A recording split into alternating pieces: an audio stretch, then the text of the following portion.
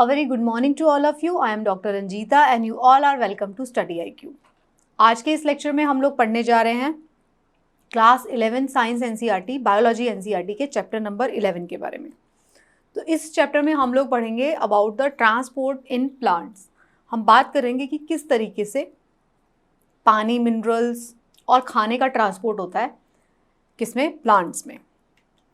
अगर आपका कोई स्पेसिफिक सवाल है तो आप मुझे इस ईमेल एड्रेस पर मेल कर सकते हैं। ये मेरा इंस्टाग्राम का लिंक है। और अगर आपका कोई स्पेसिफिक सवाल है तो आप मुझे इस ईमेल एड्रेस पर मेल कर सकते हैं। ये इंस्टाग्राम लिंक है मेरा। और इस टेलीग्राम चैनल पर आप मेरे सभी लेक्चर्स के पीडीएफ को डाउनलोड कर सकते हैं। अगर आप चाहते हैं क्लास 6 से लेकर क्लास 10 साइंस एनसीईआरटी के चैप्टर्स को देखना तो उन सब के लिंक्स भी इसी टेलीग्राम चैनल पर दिए गए हैं, तो आप इसको देख सकते हैं। जब आप मेरा टेलीग्राम चैनल ज्वाइन करें तो कृपया लिंक में मेरे नाम का स्पेलिंग ज़रूर चेक करें। तो जैसा कि इस चैप्टर में हमने देखा, इस चैप्टर में हम लोग बात करने जा रहे हैं कि किस तरीके से प्लांट्स में वाटर, मिनरल्स और जो न्यूट्रिएंट्स, फूड जो होता है जो वो बनाते हैं फोटोसिंथेसिस के बाद, वो किस तरीके से एक पार्ट से दूसरे पार्ट में ट्रांसपोर्ट होता है। अगर हम प्लांट्स की बात करें, अगर आप देखते हैं कि प्लांट्स कितने ऊंचे ऊंचे होते हैं, प्लांट्स को पानी कहाँ से मिलता है। आप ये जानते हैं कि प्लांट्स जो होते हैं उसको हम ज़मीन में लगे होते हैं या हम उसको गमले में लगाते हैं, उसमें पानी हम डालते हैं, वही पानी प्लांट जो है अब्जॉर्ब करते हैं। तो आपने कभी सोचा है कि ये किस तरीके से उनके टॉप लेवल तक, उसकी सबसे ऊंची वाली जो पत्तियां हैं वहाँ तक भी पानी पहुँच जाता है। Plants needs to move molecule over a long distance much more than animal do. अगर आप प्लांट्स की हाइट देखते हो, एनिमल्स की हाइट कितनी होती है और प्लांट्स की कितनी होती है, तो अगर आप देखते हो जितना दूरी तक हमें एनिमल्स के केस में, एनिमल्स को जितनी दूरी तक ट्रांसपोर्ट करना है पानी को या किसी भी मिनरल्स को, उससे कहीं ज़्यादा दूरी तय करनी है किसको, प्लांट्स को। तो आपने देखा होगा कि उनको बहुत ज़्यादा दूर तक करना है। उनके पास कोई सर्कुलेटरी सिस्टम भी नहीं है। एनिमल्स के केस में हम लोग सर्कुलेटरी सिस्टम की बात करते हैं, एक सर्कुलेटरी सिस्टम प्रॉपर बना हुआ है, उसमें सारी आर्टरीज है, उसमें वेन्स है। लेकिन इनके केस में क्या है, प्लांट्स के केस में क्या कोई आर्टरीज और वेन्स है, कोई सर्कुलेटरी सिस्टम तो है नहीं, कोई हार्ट नहीं है पंप करने के लिए। हमारे पास तो एक मोटर है, या एनिमल्स के पास तो एक मोटर लगा हुआ है, हार्ट लगा हुआ है। जो हार्ट है, हमारी मोटर है, वो पंप करता रहता है, हमारे जो जितने भी फ्लूइड्स हैं उनको पंप कर देगा। बट प्लांट्स के केस में ऐसा नहीं है। जो पानी है वो रूट्स के थ्रू जो है सारे पार्ट्स में पहुँचता है, जो सबसे ऊँचा पार्ट है उसके अंदर भी पहुँच जाता है। फोटोसिंथेसिस से जो खाना बनता है, वो जो खाना है वो पत्तियों के अंदर बन रहा है, लेकिन वो स्टोर कहाँ पे होता है, वो रूट में जाके भी स्टोर हो सकता है, लीव्स में भी, कहीं पे भी स्टोर होता है, वो सब जगह जाके स्टोर हो जाता है।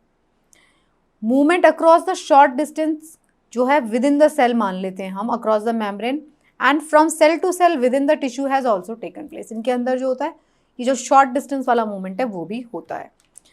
तो अगर हम बात करते हैं फ्लावरिंग प्लांट्स की, in a flowering plants the substances that would need to be transported are water, mineral, organic nutrients and plant growth regulator। ये सारी की सारी जो चीज़ें हैं वो ट्रांसपोर्ट होती हैं from one part to other। over small distances substance move by diffusion। हम इस चैप्टर में बात करेंगे डिफ्यूजन, इसमें हम बात करेंगे ऑस्मोसिस, इसमें हम बात करेंगे जो एक्टिव ट्रांसपोर्ट है उसके बारे में भी, पैसिव ट्रांसपोर्ट और एक्टिव ट्रांसपोर्ट दोनों के बारे में हम इसमें बात करेंगे। Transport over long distance processes, ये तो शॉर्ट डिस्टेंस था। शॉर्ट डिस्टेंस कैसे हो रहा है, डिफ्यूजन के थ्रू हो रहा है, वो एक्टिव ट्रांसपोर्ट के थ्रू हो रहा है, इन सब चीज़ों के थ्रू हो जाता है। लेकिन जो लॉन्ग डिस्टेंस का ट्रांसपोर्ट है, मतलब ज़मीन से लेके ऊपर तक, टिप ऑफ द प्लांट को तक भी अगर कोई लेके जाना है, तो उसके लिए जो सिस्टम है, वस्कुलर सिस्टम जो प्लांट्स के अंदर यूज़ होता है, वो जाइलम और फ्लोएम वाला यूज़ होता है। इसके बारे में हमने छोटी क्लासेस में बात किया है।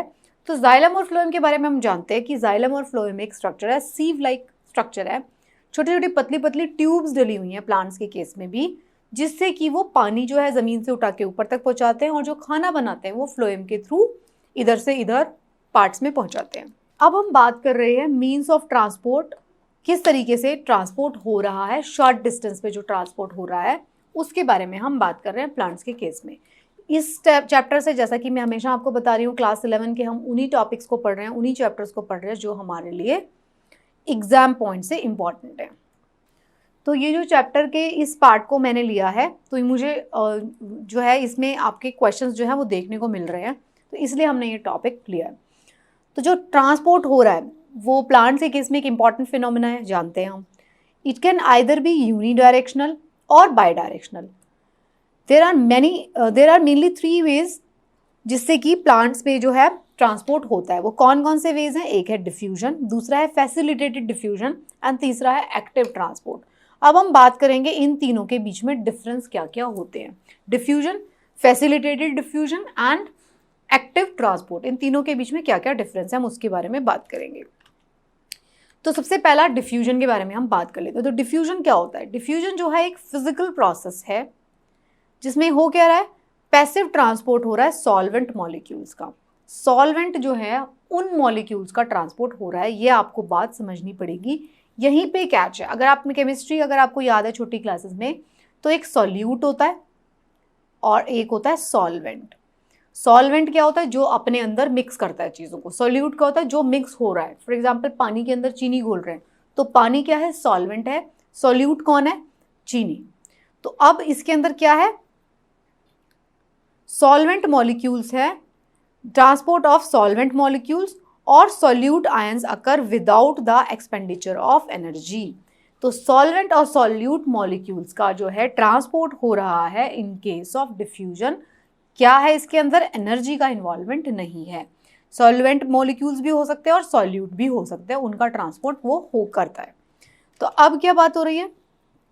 ये फिजिकल प्रोसेस है, विदाउट यूज ऑफ एनर्जी है और सॉल्वेंट मॉलिक्यूल्स और सॉल्यूट दोनों का ट्रांसपोर्ट इसमें हो सकता है. ये क्या है? ये एक स्लो प्रोसेस है and independent of the living system. इस प्रोसेस में होता क्या है? मॉलिक्यूल्स और ions flows in a random fashion from a region of higher concentration to lower concentration. इसके अंदर जो है गैस, लिक्विड, सॉलिड सबका ट्रांसपोर्ट हो सकता है. एनर्जी इन्वॉल्व नहीं होगी. देखो इसमें फिजिकल प्रोसेस है, नो एनर्जी इन्वॉल्व. एयर मतलब गैस, लिक्विड एंड सॉलिड तीनों का ट्रांसपोर्ट हो सकता है. और कहाँ पे होगा ट्रांसपोर्ट? हायर कॉन्सेंट्रेशन से लोअर कॉन्सेंट्रेशन की तरफ उसका ट्रांसपोर्ट होगा हमेशा. हायर कॉन्सेंट्रेशन से लोअर कॉन्सेंट्रेशन की तरफ. रेट ऑफ डिफ्यूजन जो होगा, कितना डिफ्यूजन हो सकता है, वो डिपेंड किस पे करेगा? कॉन्सेंट्रेशन पे, of concentration gradient of diffusing substance, permeability of the membrane separating them. देखो डिफ्यूजन कब होगा? किसके अक्रॉस हो रहा है? एक मेम्ब्रेन के अक्रॉस हो रहा है. एक मेम्ब्रेन है, वो मेम्ब्रेन कौन सी होगी? सेल की मेम्ब्रेन भी हो सकती है. सेल की मेम्ब्रेन, ये सेल है, सेल के अंदर बाहर ट्रांसपोर्ट हो सकता है. तो जो मेम्ब्रेन की परमिएबिलिटी उसके ऊपर डिपेंड करेगा, टेम्परेचर के ऊपर डिपेंड करेगा, प्रेशर एंड डेंसिटी के ऊपर. ये सारे फैक्टर्स होंगे जिनके ऊपर डिफ्यूजन डिपेंड करता है. ये डिफ्यूजन जो है हमेशा मेम्ब्रेन के थ्रू होता है, ये आप समझ गए. इसका मतलब क्या है? ऐसे एक सॉल्यूशन है, उसके अंदर एक कोई मेम्ब्रेन लगी हुई है, उस मेम्ब्रेन के इधर से इधर ट्रांसपोर्ट हो सकता है. वो सेल भी हो सकती है, सेल की मेम्ब्रेन भी हो सकती है. इसमें क्या होता है? 3-4 बातें हमने समझी. एक्सपेंडिचर ऑफ एनर्जी नहीं होता. Without the expenditure of energy, first factor. ये किसके ऊपर डिपेंड करता है? ये कॉन्सेंट्रेशन पे डिपेंड करता है. सेकेंड. तीसरा, सॉल्वेंट मॉलिक्यूल्स और सॉल्यूट आयन दोनों का हो सकता है. और चौथा कि इसके अंदर गैस, लिक्विड, सॉलिड सबका ये डिफ्यूजन हो सकता है. डिपेंड करता है concentration, permeability, temperature, pressure and density के ऊपर. तो दिस इज डिफ्यूजन.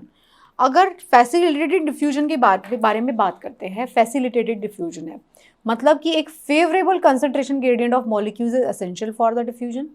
इसमें क्या होता है? रेट ऑफ डिफ्यूजन जो होगा वो डिपेंड करेगा साइज ऑफ द सब्सटेंस पर. That is smaller the substance the faster it will diffuse. तो जितना छोटा सब्सटेंस होगा उतना वो जल्दी डिफ्यूज हो जाएगा. On its solubility in lipids, on its solubility in lipids. Lipids क्या होते हैं? फैट वाले जो होते हैं. Major constituent of membrane. More the substance is soluble in lipid, more faster it will diffuse through the membrane. अब membrane जो होती है उसकी जो कॉम्पोजिशन में लिपिड्स भी हो सकते हैं. तो जो लिपिड्स जो होगी, अगर लिपिड्स में सॉल्युबल है वो सब्सटेंस, तो जल्दी से डिफ्यूज कर जाएगा. Transport of substance having hydrophilic moiety. Hydrophilic मतलब, फिलिक का मतलब होता है वाटर लविंग. अगर हाइड्रोफिलिक उसका एंड है तो वो is facilitated bye transport protein. These proteins do not create any concentration gradient by themselves. A concentration gradient is already present. अब डिफ्यूजन और फैसिलिटेटेड डिफ्यूजन में क्या डिफरेंस है? डिफ्यूजन के बारे में हम समझ गए, एक मेम्ब्रेन होगी उसके इधर से इधर कॉन्सेंट्रेशन जहाँ पे ज़्यादा होगी, ज़्यादा से कम की तरफ डिफ्यूजन होता है। वो सारा टेम्परेचर, डेंसिटी, साइज सबके ऊपर डिपेंड करता है। अब फैसिलिटेटेड डिफ्यूजन में क्या हो रहा है? फैसिलिटेटेड डिफ्यूजन में भी कॉन्सेंट्रेशन ग्रेडियंट के ऊपर ही काम करेगा। ऐसा नहीं है कि अगेंस्ट द ग्रेडियंट डिफ्यूज हो जाएगा, नो। लेकिन एक प्रोटीन जो होगा वो इसको फैसिलिटेट करता है। ट्रांसपोर्ट प्रोटीन इसके अंदर इन्वॉल्व होता है। वो एक, मान लीजिए एक जो मेम्ब्रेन है उसके अंदर एक ट्रांसपोर्ट प्रोटीन लगा हुआ है। वो जो ट्रांसपोर्ट प्रोटीन है वो उसको हेल्प करता है। फैसिलिटेटेड डिफ्यूजन को आप ऐसा ही समझ लीजिए कि आपके पास, आप एयरपोर्ट जा रहे हैं और आप थोड़ा लेट हो चुके हैं।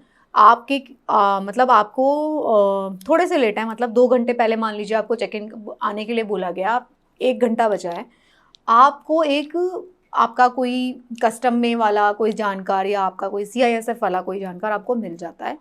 आपकी फ़्लाइट अभी उड़ी नहीं है, मतलब कॉन्सेंट्रेशन ग्रेडियंट मेंटेन है। ऐसा नहीं होना चाहिए कि फ़्लाइट उड़ गई तब तो नहीं आने देगा वो आपको। फ़्लाइट अभी खड़ी हुई है, अभी आपकी चेक इन भी स्टार्ट नहीं हुई है, तो वो क्या करेगा? वो आपके लिए एक ट्रांसपोर्ट प्रोटीन का काम कर देगा। वो आपका जो आपको चेक इन से बचा लेगा और आपको जल्दी से अंदर करवा देगा। वो बस एक ट्रांसपोर्ट प्रोटीन की तरह काम कर देगा। ये मैं आपको एग्जांपल दे रही हूँ, लेकिन करेगा तभी जब आपके पास थोड़ा टाइम बचा हुआ है और आपकी फ़्लाइट अभी, मतलब उसके डोर्स क्लोज नहीं हुए हैं, उस केस तक वो काम कर सकता है। अगेंस्ट द ग्रेडियंट काम नहीं करेगा। कॉन्सेंट्रेशन मेंटेन रहनी चाहिए, ग्रेडियंट मेंटेन रहनी चाहिए, तभी वो काम करेगा।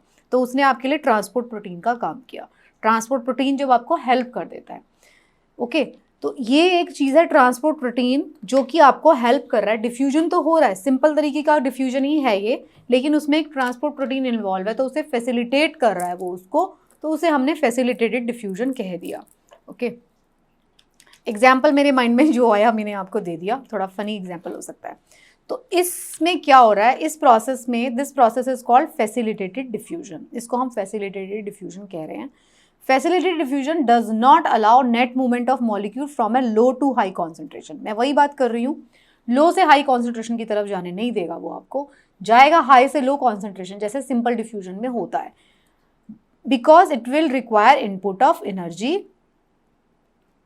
Facilitated diffusion is very specific.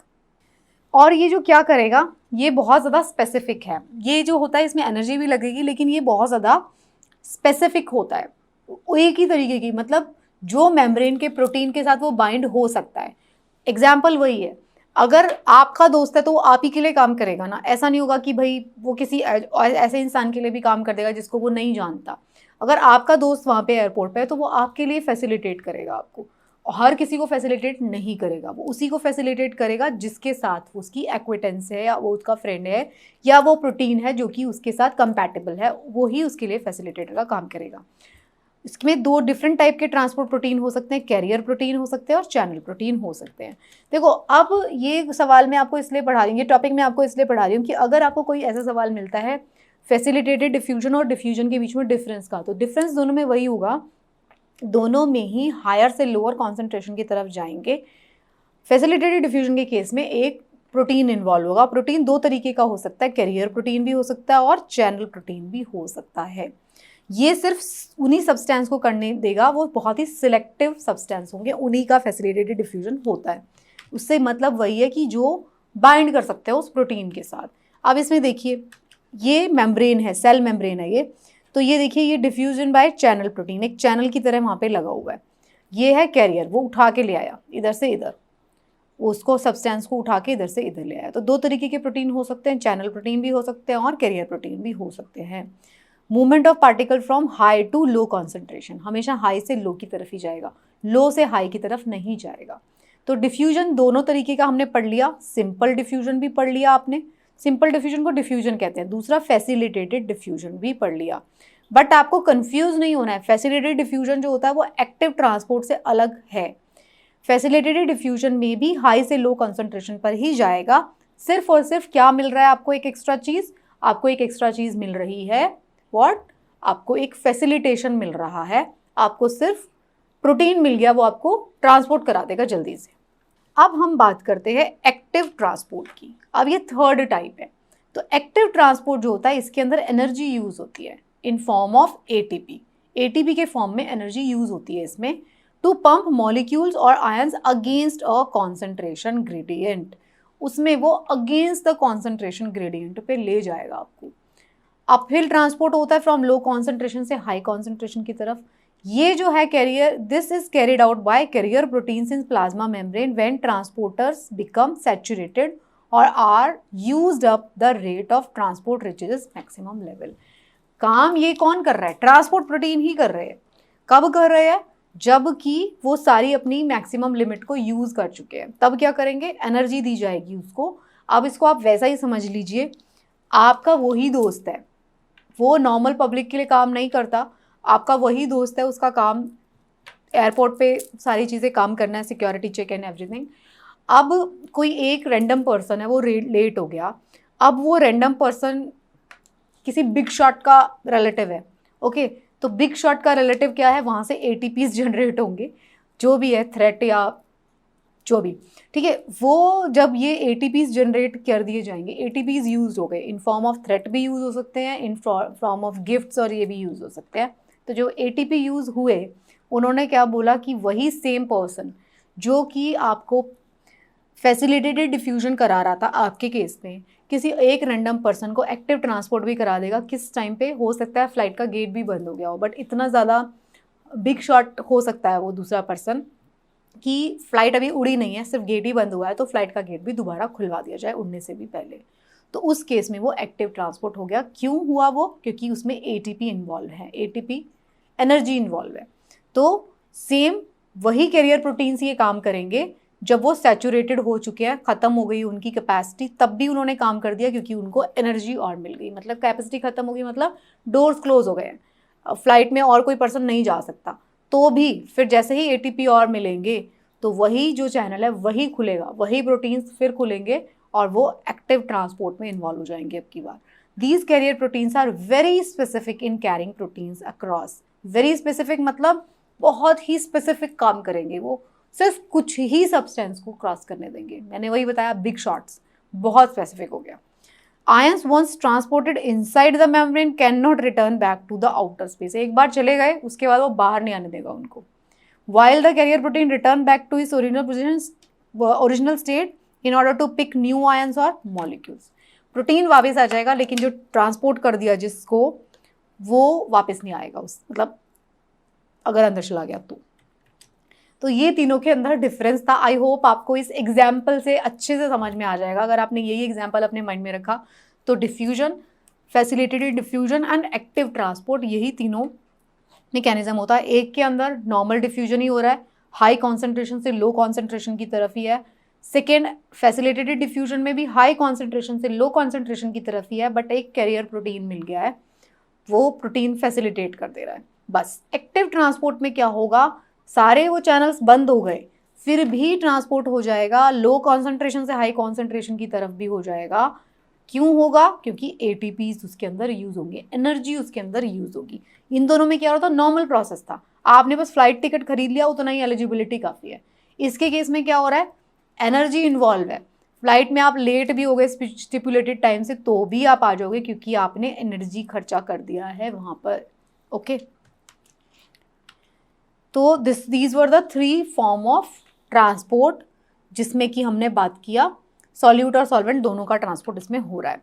अब हम बात करेंगे next topic which is osmosis. Osmosis क्या होता है?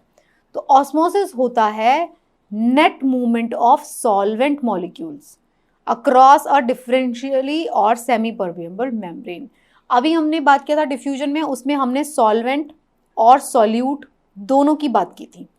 इसमें क्या हो रहा है? सिर्फ सॉल्वेंट मॉलिक्यूल्स की, मतलब अगर पानी के अंदर चीनी घुल रही है तो इसमें सिर्फ पानी की बात हो रही है, H2O की।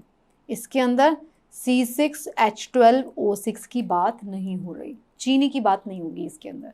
तो चीनी की का डिफ्यूजन नहीं और ऑस्मोसिस नहीं होगा। ऑस्मोसिस सिर्फ किसका होगा? सॉल्वेंट का, ओके। तो इस केस में हमारा सॉल्वेंट क्या है? वाटर। तो सॉल्वेंट मॉलिक्यूल्स का ही इसमें ट्रांसपोर्ट होगा। ऑस्मोसिस के केस में पहला डिफरेंस तो यहीं आपको मिल गया। डिफ्यूजन के केस में दोनों का हो सकता है।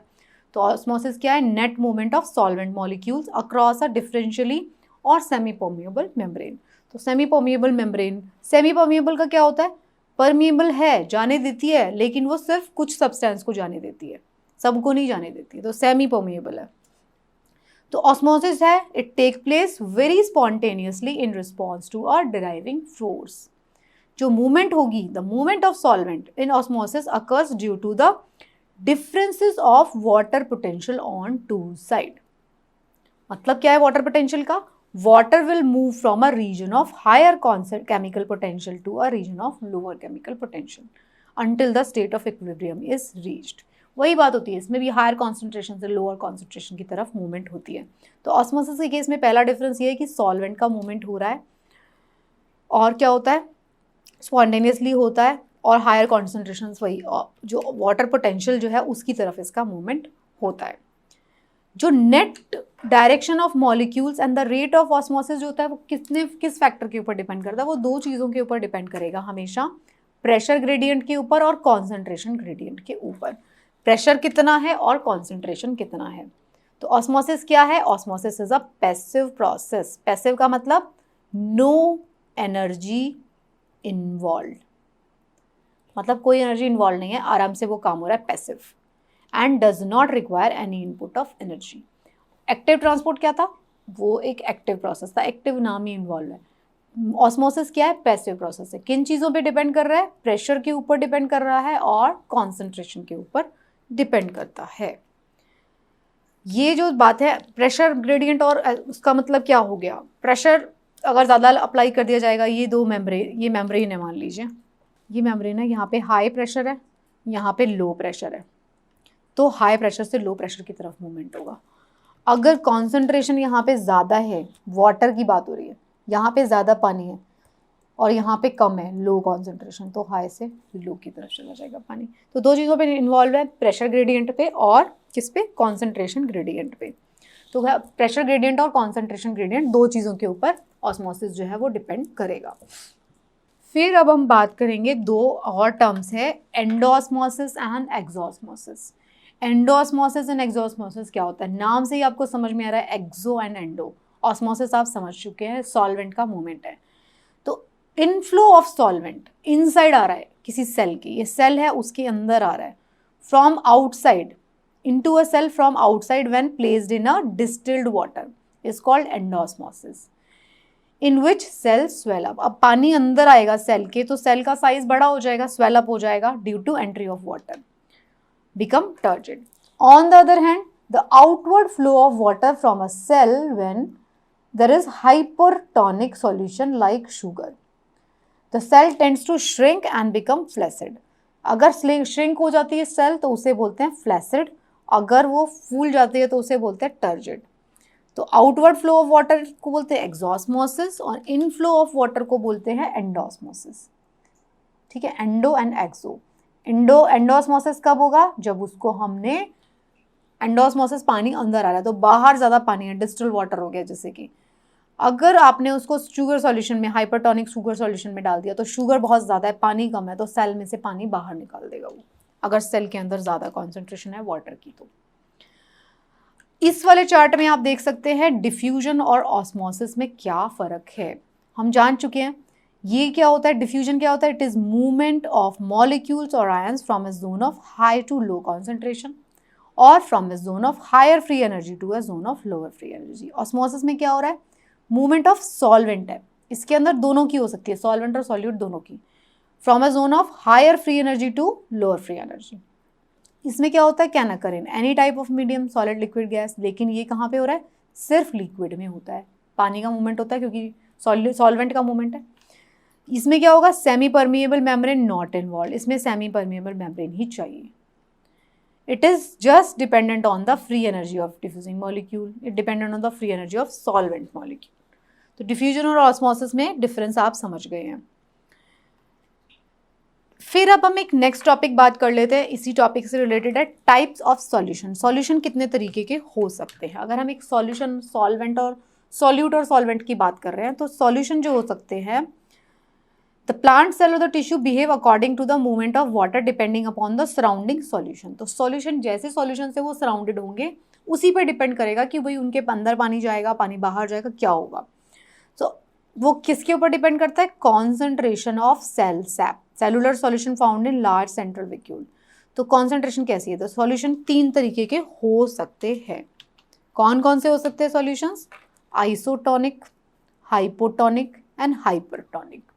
आइसोटोनिक का क्या मतलब है? आइसो इक्विलिब्रियम है। कौन सा सॉल्यूशन होता है? Which has similar concentration as the cell sap of the cell. Cell sap क्या है? सेल के अंदर बड़ी बड़े वैक्यूल्स हैं, उसके अंदर फ्लूइड होता है। No change occur in a cell after placing in the isotonic. Iso का मतलब ही है यहाँ पे भी उतना ही है, यहाँ पे भी उतना ही है। हाइपोटोनिक, हाइपो कम, हाइपर ज्यादा। हाइपोटोनिक क्या है? जिसके अंदर लोअर कॉन्सेंट्रेशन है, डाइल्यूट सॉल्यूशन है देन द सेल सैप। तो सेल में से क्या होगा? डाइल्यूट है वो सॉल्यूशन, तो सेल के अंदर पानी आ जाएगा, क्योंकि वो बाहर वाले सॉल्यूशन के अंदर ज़्यादा पानी है, ज़्यादा पानी से कम पानी की तरफ आएगा। हाइपरटोनिक में क्या होगा?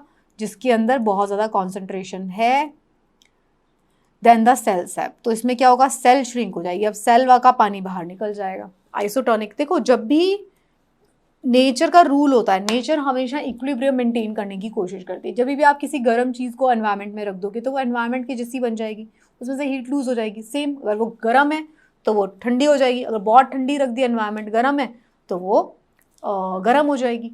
सिमिलरली सॉल्यूशन में भी ऐसा ही होता है, जैसा भी सॉल्यूशन है वो उसका भी इक्विलिब्रियम मेंटेन होगा। एक ऐसा सॉल्यूशन है हाइपरटोनिक है, उसके बीच में आपने कोई दूसरी चीज़ डाल दी तो वो दोनों पूरा इक्विलिब्रियम मेंटेन करने की कोशिश करता है।